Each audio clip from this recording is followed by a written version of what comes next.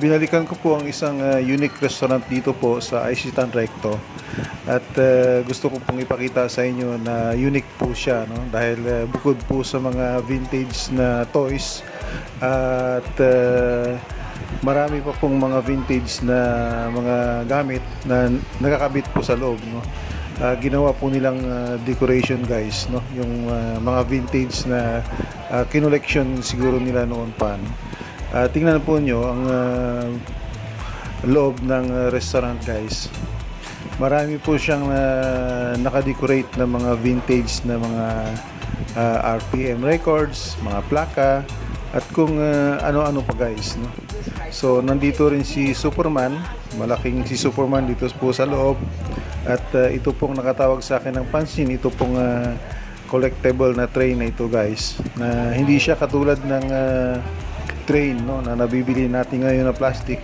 Ito po ay metal, no? So parang para sa akin napakaganda, no? So siguro collection po ito nung may-ari, kaya niya nilagay dito for display, no? 'Di ba, ma-attract ka? Ay kung katulad ko na medyo nangongolekta ako ng mga ganito, natutuwa ako, no? So tingnan nyo, guys, yung ceiling. Nilagyan po nila ng mga RPM records, no? Yung mga plaka. Ito po yung uso nung mga 1970s, 80s, 90s, kapanahunan po namin. Dito naman po sa gilid, nilagyan nila ng display cabinet at pinuno po nila ito ng mga vintage collectible cars, no? Yan, tingnan nyo, guys, no? Magaganda yung mga collectible cars na dinidisplay nila dito. Siyempre, kapag mahilig ka sa mga toy cars na katulad nito, ma-attract ka, di ba? Papasok ka kasi magkaroon ka ng curiosity, ba? Di ba? Katulad ko, na curious ako, saka parang nagagandahan ako sa mga ganitong klaseng bagay, kaya sinubukan ko talaga siya, no? Ayan, itong mga Polaroid cameras na ito, no? Na matagal na ito, no? Mga unang panahon pa, no? Ang iba nga rito, hindi ko na siguro naabutan, no? Tingnan mo naman yung mga display nila sa dingding, no? Mga collectible toys. Napakarami, guys, no? Dito sa loob. At parang magaganyak ang iyong mga mata, no? Sa pagtingin-tingin. Kasi parang very attractive siya para sa akin, no? Ayan, guys.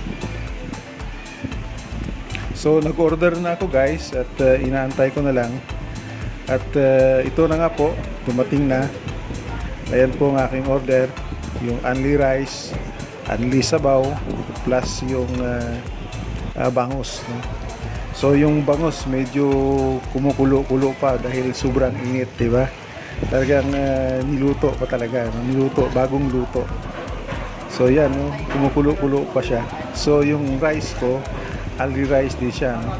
Itong order ko na ito, guys, ay 182 pesos, no? Only sabaw, only rice, mayroon siyang pipino, may kamatis, mayroong inihaw na bangus, of course mayroong soy sauce, yan, at may sili at kalamansi. So tara, guys, ano ba bang inaantay natin? Gutom na ako, So tara, umpisa na natin, guys.